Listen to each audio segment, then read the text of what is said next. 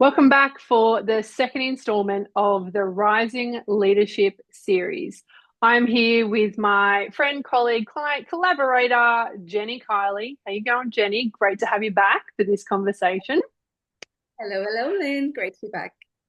Amazing. And just a reminder, in case you haven't seen the first one, Jenny and I got together because we both work with rising leaders. And in our work with our clients, we see a lot of the pieces that we all need to move through, overcome, and the beautiful gifts that we can receive from this rising leadership journey.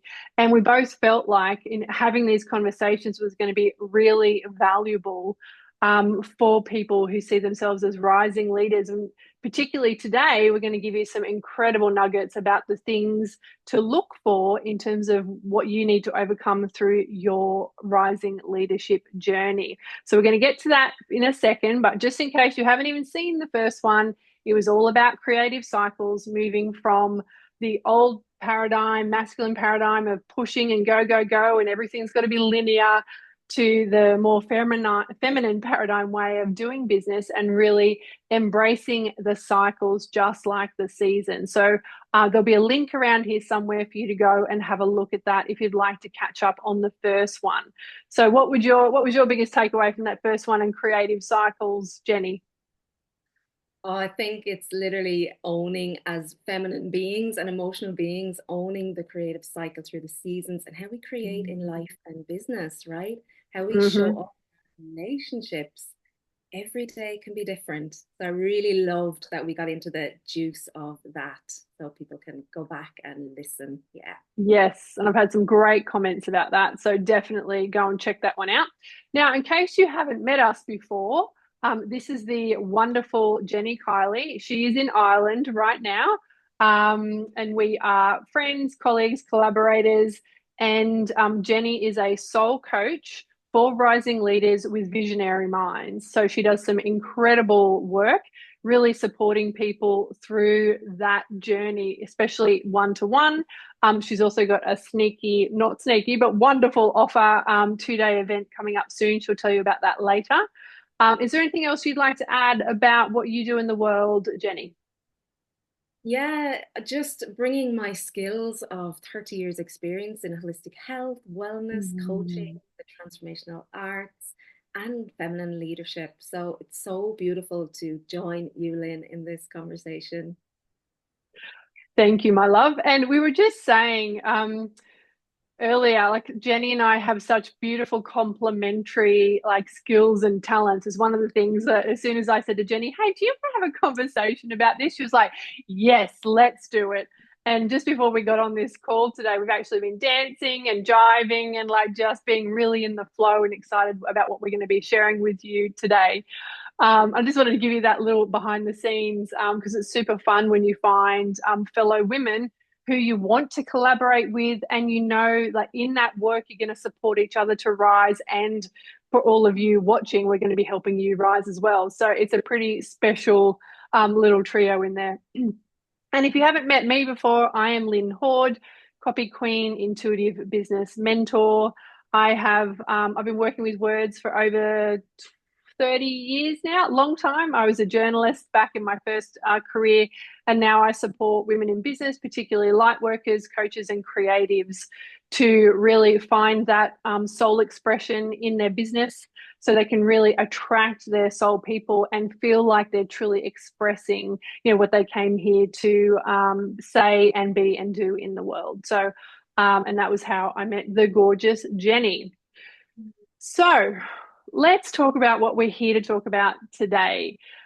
One of the things that we wanted to really make sure we were doing with this series was give you pieces that in our professional experience, people are often missing or searching for.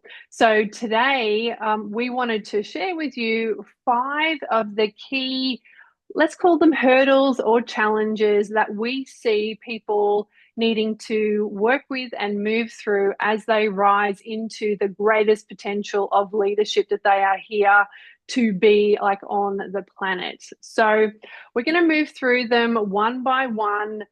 I'm not going to give them all away in one go because I really want you to absorb. And when we share what they are, have a feel into, is there still some piece for me in this particular challenge? So, the first one is actually meeting your own story. And I'm going to hand over to Jenny to talk to you about like what is this particular hurdle and how does it impact us as we move through our leadership rise. Beautiful, Lynn. Yeah, this is such a big one for women.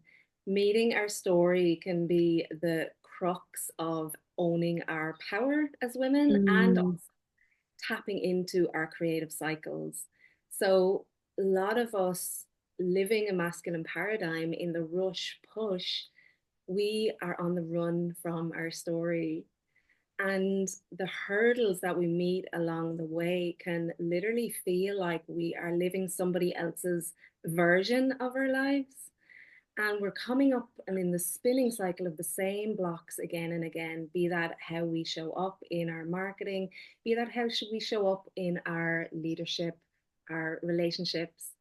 Story in the subconscious rules our life until we pause and decide. mm, It's when we meet a roadblock, when we meet that edge of something that we know we cannot go any further unless we mm, parts of us that we've been, as I said, like on the run from. And that's the juicy work that I walk women in rising leadership through is that mm, in your story and the frozen parts that are usually hidden in the body or in our expression, and then mm. bring that to how we show up. But it's a huge thing, and I'm really looking forward to seeing how that threads into the other topics that we have for today as well, Lynn. Yeah. Mm. And I think so. This is really meaty, and you and I have, talked about this behind the scenes a fair bit. And I guess I just want to, before we move on to the next one, make sure we give some people like some really tangible examples of like what we're talking about when we're saying, you need to meet your story. And I'll give an example from my own experience. Like one of the things I really hit up against was a sense of shame. I felt real shame about what I perceived as failure, both in the earlier beginnings of my business, but of course that tracked back to the experiences of shame I'd, felt from my adulthood, my teenagehood, and my childhood. It was like a thread that I really needed to face because every time like something didn't work in my business, I would hit up against and literally go down that rabbit hole of shame and I would be out. Like I would like just be like cowering like behind my desk, or actually my laptop would be shut because I just couldn't bring myself to be with that kind of part of myself. So that's what it means to me, like in terms of meeting my story, the parts of me that terrify me or I tend to avoid because it was so difficult for me to like sit in that emotion and admit I even had it. So that's an example like from my experience. What about for you, Jenny, or one of your clients? Yeah, Lynn, it's interesting, how similar our stories are. The shame as well has been a thread back to my first memory, which is really Yeah, interesting. wow. It was only till I went back to my actual first memory that I could recollect myself, like regather in. And Mm, so shame was the root of everything. It was the root of how I wasn't showing up really, maybe with my authority in communication, particularly with the masculine, any form of yeah. masculinity or higher authority that really came in. And it held me back, I think, really in my business around using my voice and owning like the gold that is Yes. there. It was only when I literally said, I am feeling shame. And Yes. not only that, I'm standing on Irish soil that is really like from past Mm, history is so ingrained. So it wasn't only my story, it was the story of the land that I work with, that, mm, all of mm, fullness of that piece. So I love how mm. it's related, and I think it's going to really relate to a lot of women in how they Oh, show, right? Mm, absolutely. Yeah. And there's in all of the women I've worked with over the last 11 years, there's always a piece of ourselves that we are not facing, in my experience, when we're like we hit a level in our business, or there's a particular thing we just can't do. There's always a part of us that we haven't yet faced. And that's normal for everyone. And I want to just normalize this. Like, this is why I'm so glad we started with this one, because people, like, there's shame around, like, oh, there's something wrong with me. But I was like, there's nothing wrong with you. There's just a piece of you that is separated, and it's time to bring it back, to own that part of you, because in the owning is when we get the chance to heal, integrate, and then move forward with that reclaimed piece of us.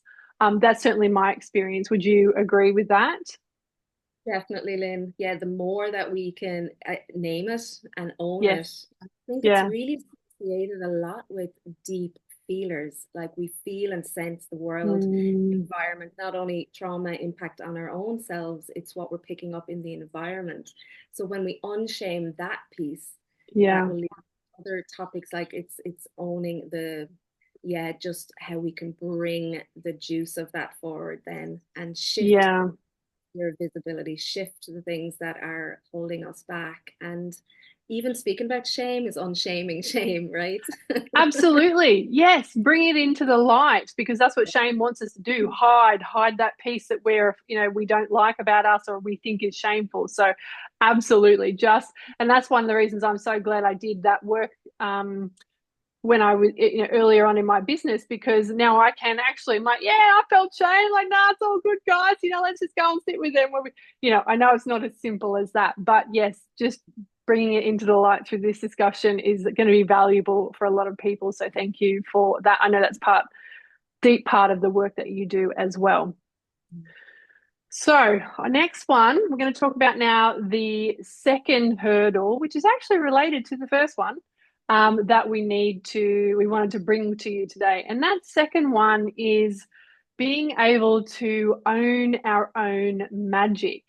And Jenny and I were talking before we got on today that part of being able to meet our own story is recognizing from our early years, both our trauma, our challenges, all of those parts that were forged in potentially challenges, but they are the things that give us the gifts, the unique gifts that we actually have to share with our clients. But if we can't meet our stories and come to acceptance and peace around what we might have been through, it is hard for us to then go, yeah, look, I'm a high intuitive, but that came from rather traumatic childhood, right?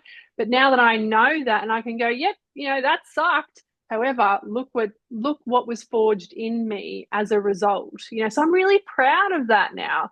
So that's my so talk to me about your understanding of this piece, or your experience of it, Jenny. Yeah, it was, as I said, it was only until I owned the shame piece. Like the shame piece was around deep feeling. Yeah. And Mm, like as a child, I learned to look and scan the field for mhm. safety to be in this and all my Yeah. essence.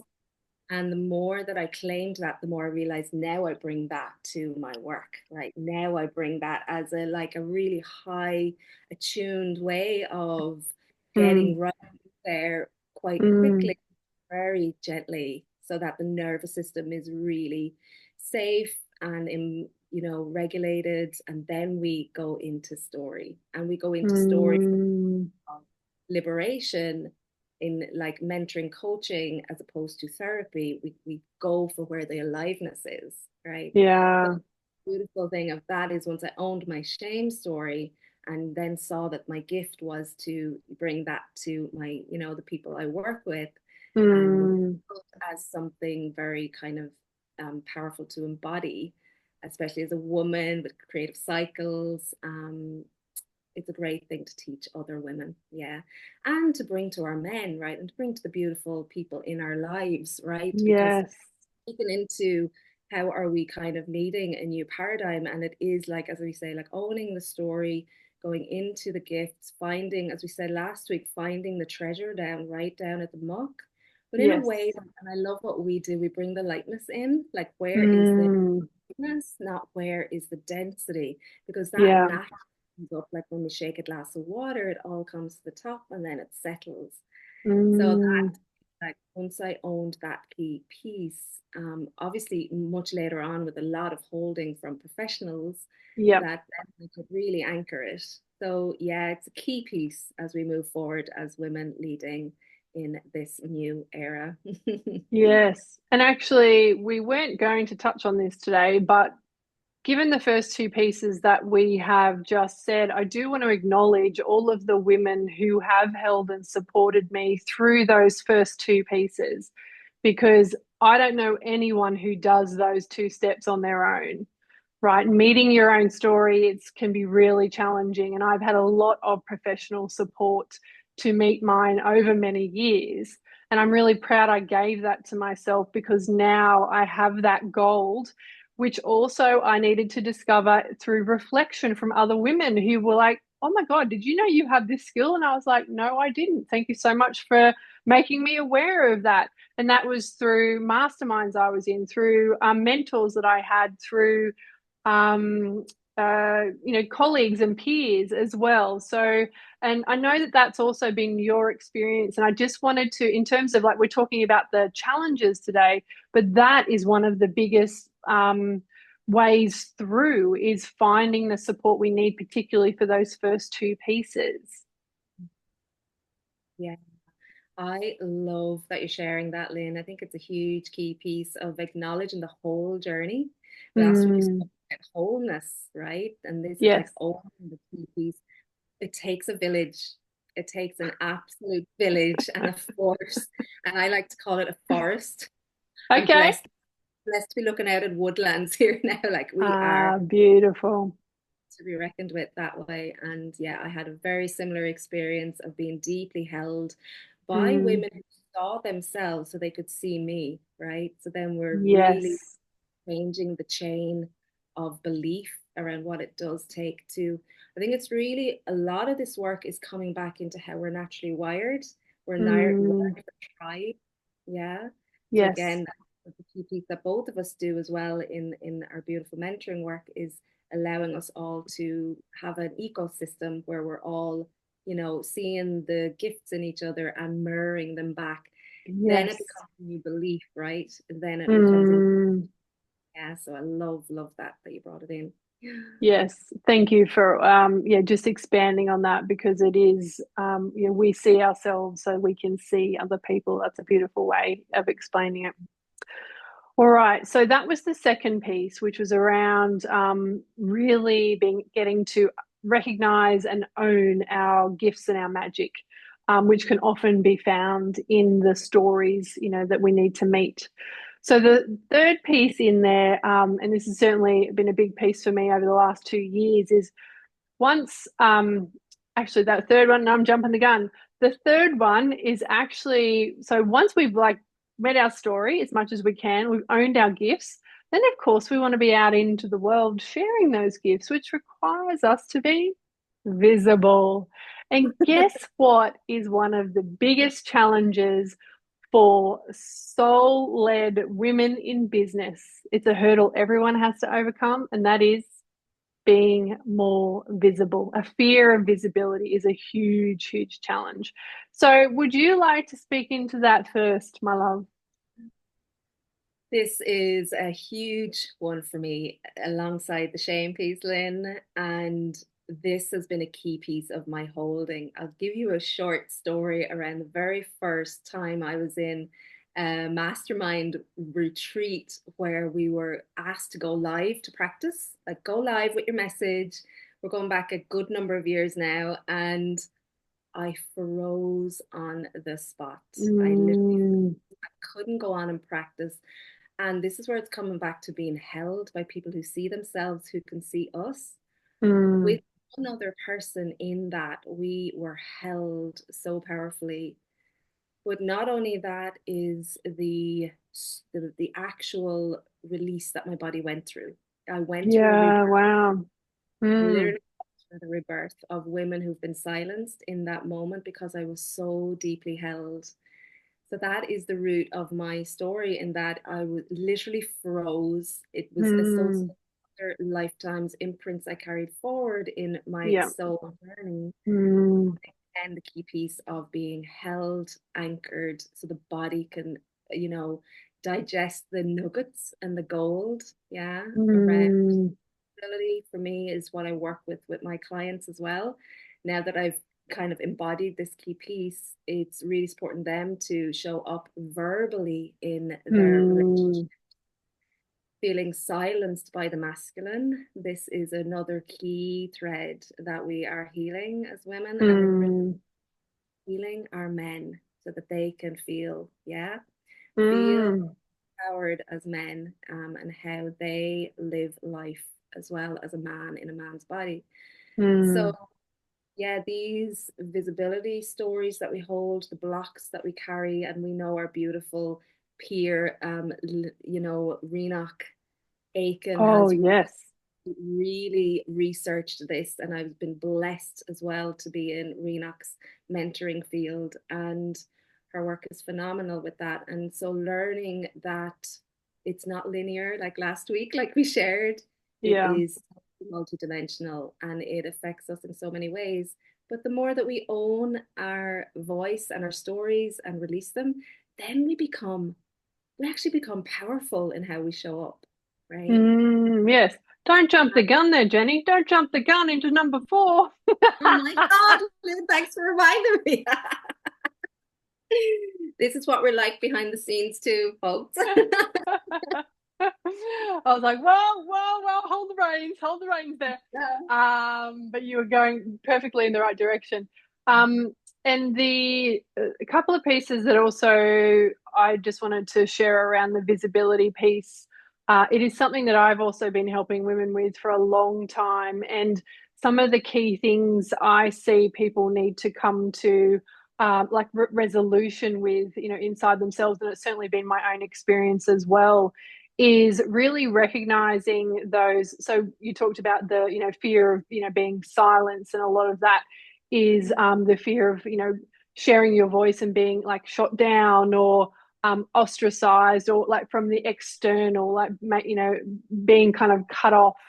And the other piece, particularly for women, is, we talked about it, and this is a big topic we won't go into, but I do want to touch on the fact that, we have all been really ingrained and indoctrinated to be the good girl, right?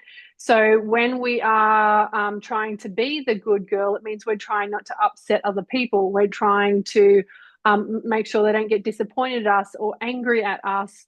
And which mean, and we often will shrink down to make sure that we are not, overstepping or hurting other people's feelings. And this is it's quite a tangle that we need to move through with this stuff. But it's very doable. And I just want everyone to like know that as well. Like, so you just gently pull the threads, and you will find your way, meeting our own stories around what it means to not be the good girl.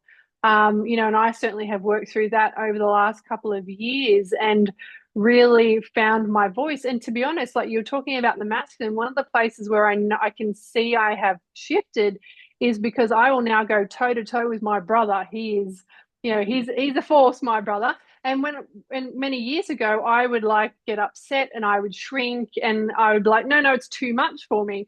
Now I notice myself because I've done that work. I'm like, we're at it, it's like, it's fun. It's like good old banter, right? But I don't back down now. I can give as good as I get. So I know that I'm not afraid now as much now. Well, I'm not afraid now to express my voice, particularly in that kind of situation, which has served me really well also in my business. So, it is, as you said, multifaceted, this one, but it's an enormous piece that we all move through, and we can do it together, right? We're doing it right now. We're out here going, guys, we've got some things we want to share, and we are giving you our thoughts and feelings and experiences, on this, right?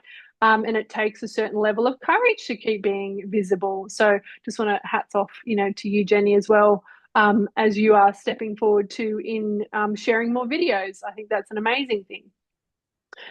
So that was number 3. Was there anything you want to add? I just had to go and give the other aspect there. Is there anything else you'd like to add for that number three, which is the visibility piece? I love that you brought that in. No, it feels really anchored. Yeah, it might come in around in any of the other Yes. beautiful topics we have ahead. Yes. All right. So we've got two more that we wanted to share with you today. And again, we're highlighting these five pieces to support you to look for where are the pieces I need to be working with right now so that I can keep rising and stepping forward as the leader I know that I am here to be. So, number four, number three, number four is around really owning your authority. So, one of the things I certainly have experienced in my own journey was I faced my story, I owned my magic. I got good with visibility. I mean, I've been in business 11 years, so I've done like gazillions of videos. But I still felt like people weren't necessarily seeing me and recognizing me and seeing me as the expert like that I am after 27 years, like in the field working with words, right? And I was like, last year, I was like, the universe delivered some incredible experiences all stacked up together because it really wanted me to see that I still wasn't claiming my own authority around my expertise, around the fact that I can take up space, around the fact that I know what the hell I'm talking about, but doing it in a really grounded and embodied way. So one of the things that like was really remarkable about last year was I had a number of experiences and I really saw, I was like, oh my gosh, I am waiting for acknowledgement, I'm waiting for approval from people I care about or someone in authority. And that meant I was always waiting and I was always dimming myself because I'm like, I wasn't going, I don't need your say so. I'm like, I know, right? I just know. So one of those experiences that the universe lovingly provided me last year, that's a little tongue in cheek, guys, because they were very difficult. But I'm like, thank you, universe, because you broke this pattern in me. And now I can really feel the difference in terms of owning that internal authority. It's really solidified now. And I know that I can show up and really, like, we've had such fun, like, playing together because it's like, we are equals sharing this space and contributing, our wisdom and experience and energy. So this authority piece is that internal, really owning who you are, what you know, your gifts, and the space you are here to take up. So Jenny, I'd love to hear what you're hearing in there, but also what's your experience, with this piece? Oh, there's something really powerful in about the words taking up more space, right? Mm, Taking up more space doesn't necessarily have to be out there visible in the act of doing and looking like we're busy and mm, really leading with fire. It can also be taking up internal space in your yeah. inner system. So for me, like last year, you're sharing your story of last year, I met that shame piece on a whole other level. And I really got into the roots of burnout and the effects of all the hiding around this shame and how that was causing a lot of that Mm, on my system. So when I owned that key piece of taking up space, right, literally in my experience of what it was to be mm, Jenny in 2024, it was my authority in that was I'm owning this shit. I'm owning the yes. length it takes for me to, it's like how many, roots go beyond the plant pot, right? I was taking up roots in the land that I decided to really Mm, embed my work in through the Celtic cycles and everything. And boy, if I had known what was ahead of me, I would have been out, like I said, running away from my stories and our stories and been on the run. I would have been gone because it took a lot to hold it. So my authority, mm, each woman, like each seed, we're all imprinted with our design, we're all imprinted with our coding, and we each take the length of time it takes. And I love that about our work and the work that you offer, Lynn, is that key piece, mm, owning your authority, owning your story, within that, owning your magic, And yeah, and then I think once you do that, you can step up to authority. You can be peers and equals Yes. as opposed to silencing, hiding away from the masculine and the paradigm we've been living. Mm. Now we can say, Mm. hey, I am embodied, empowered, and authority in my own authority as a woman. I invite you to meet me here, right? And I Yes. think you're sharing about your brother now, that beautiful, you know, symmetry you have, Yes. gorgeous, and the way that we work in our life, our leadership Mm. relationships now, because it's embodied and we took up that space, right? Yes. Yeah, no, beautiful. And it is just like, our collaboration is an example, right? We both bring different things to the table. We have different ideas, but, we come together and we've just flowed with, so just a little bit behind the scenes, guys, we meet before we record and go, here's what I'm feeling today. Here are some ideas I have. Jenny shares ideas we just swirl them together to decide what we're going to share with you. And like, what a beautiful way to co-create in a like it's a divine co-creation. Jenny bringing her wisdom, me bringing my wisdom, and knowing and trusting, which is what we're both doing, that whatever we come up with together is going to be like perfect. So that's definitely a big piece there. Slight tangent, but just felt like I wanted to share that one. All right. So that was number four. We were talking about really owning your authority, taking up your space, using your voice. We didn't use that, but really wanted to share those words here as well. Now, the fifth one is this. So that fifth piece, that final challenge, or let's call it also like that final level of full embodiment around being leading in this new feminine paradigm is actually a way of operating. And Jenny actually explained this really beautifully before we got on. So I would love for you to talk people through, what is this new way of being that we get to be in this final piece? Mm. Yeah, thanks for the introduction, Lynn, to that key final piece.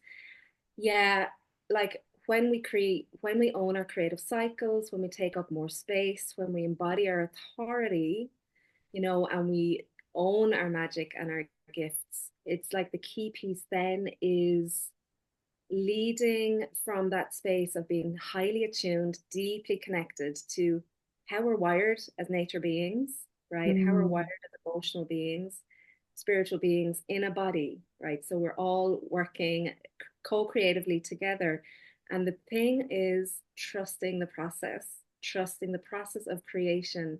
Coming back, the more women take up our space in a new paradigm of ownership of our cycles, then we get a channel download in different ways. If you're visual, you might get it that way. If you're mm, kinesthetic, you might feel it. It's embodying the next step, Lynn, in our business, listening to the tune of what it is that we're to do next. And that way, we're co creating with nature the next step of the paradigm. We're living, like being the village, creating it, planting the forest together of what is, we're literally placing on the earth as a new paradigm. So we become the birth mm, by owning our cycles, by owning the fact that we can tune in, which is what we're reclaiming from the old paradigm, right? Is not so busy, not so rushed. We take our time, we listen, then mm. we act. And we don't know what's ahead. We have no idea. Really, we don't, because we're now creating the future, right?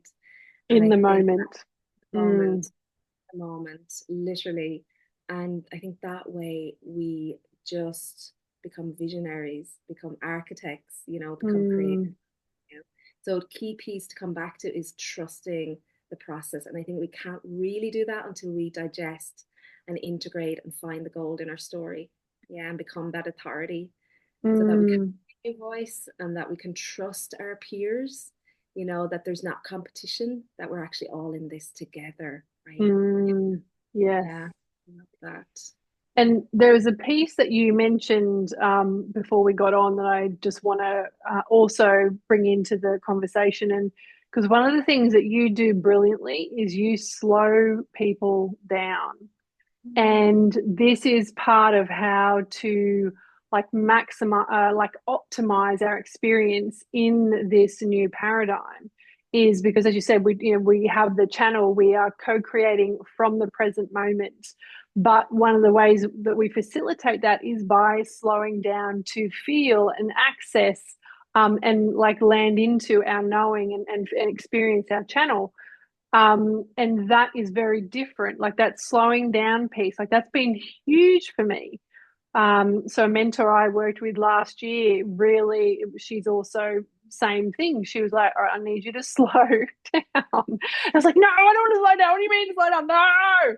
And then, but the more she got me to practice it, the more I just realized how much it nourished me and allowed me to be in the moment, which is where we're creating the future from the moment right now. So I just wanted to also just drop that little piece in there as well, because I know a lot of people will be like me and they're just like, oh, I can't slow down.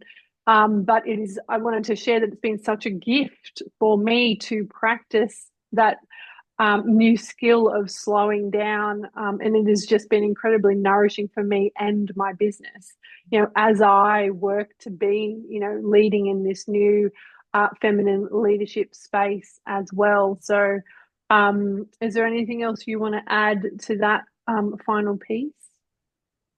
Oh yeah, so juicy, Lynn. Just what you shared. I think, mainly just to bring in like a client's story around this is the more we slow down and whittle away the unnecessary, that way we become like our nervous systems are wired differently than trusting our own innate way of being, and it passes on to the next generation. So there's that key piece too, that we become healers in the Mm. process, right? Hmm. The more we slow down, the more comes up, right? But that way we literally rewire the nervous system of our lineage. That's been my experience.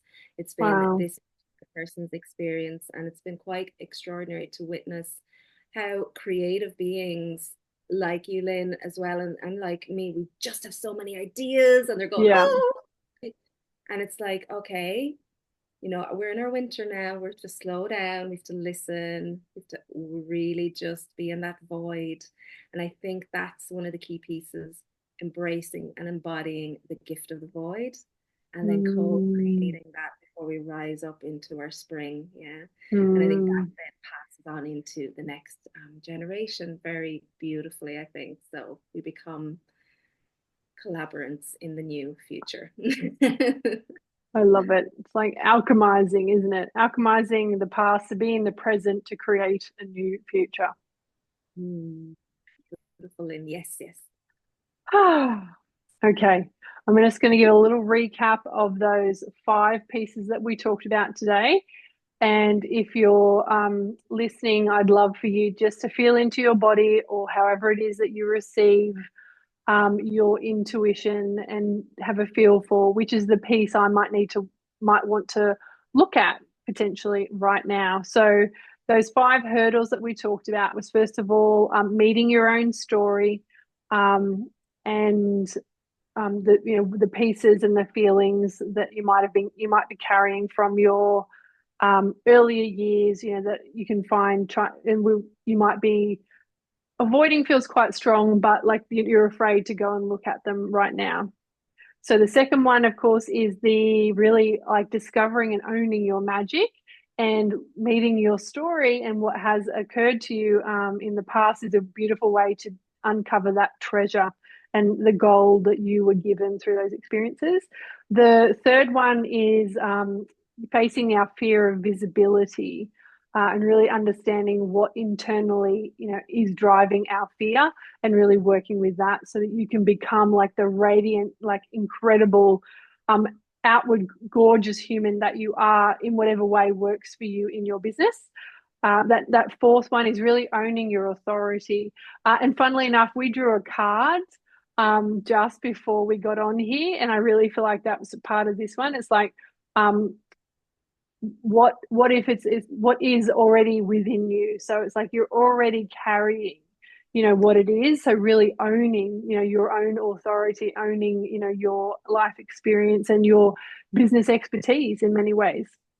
And then that fifth one is really learning to like slow down, work with your creative cycles, and tune into your channel, your intuition, your guidance, and really co-create your business and your life like in the moment, which is part of how we do the new feminine leadership, and working with that feminine paradigm. So they are the five pieces, not 10. They're the five pieces. So Jenny and I would really love to hear from you if you've watched this. Which one of those is resonating most with you? I will put them also down below wherever you're going to probably watch this. We would love to hear from you. And of course, if you want any support with any of these pieces, I have a couple of different programs. One's called Raise Your Voice and one's called Be the Channel. And they really support those visibility and finding your voice pieces. So feel free to look for those on my website. And I know Jenny is running a 2-day retreat coming up early summer. Do you want to just mention that, Jenny, in case anyone happens to be in Ireland and or wants to, get there to join you for that? Yeah, beautiful. And yeah, it's called Liberate the Feminine. It's a 2-day residential and it's in the beautiful south of Ireland, right by the river, a really private, beautiful, intimate retreat residential place. And it is all about unmasking ourselves as women, as peers coming together, really embodying our soul essence, slowing down time to really listen to the next piece that wants to be created, the pieces that want to, are ready to go into the ashes and come together in sisterhood, beautiful food, and time to deeply rest and create. So, yeah, you'll find it on in Spirit is Life on Facebook and Instagram if you want any details. All just finalizing this week, Lynn. So I'm Yes. super excited. I also run one-to-one programs behind the scenes on 3 different levels. So message me if there's any spark there to do any work together. Beautiful. So that brings us to the end of part 2 of the Rising Leadership series. Again, we would love to hear from you. What are you taking away from what we've shared today? What's reaching you? We would love to hear. So please put a comment, reach out to us on DMs. We would love to be in conversation with you. So keep an eye out for installment number 3, which is going to be coming next week. Because we co-create in the moment, we're not 100% sure yet what that's going to be, but I can guarantee you that it's going to be, the intention is always to give you as much value and support you in your own rising leadership. So thank you for watching. Jenny, thank you for your brilliant wisdom for co-creating this with me so that we can share our wisdom and knowledge with other people. So thank you, my beautiful friend. Appreciate you. So appreciate you. All right, until next time. Bye for now. Bye.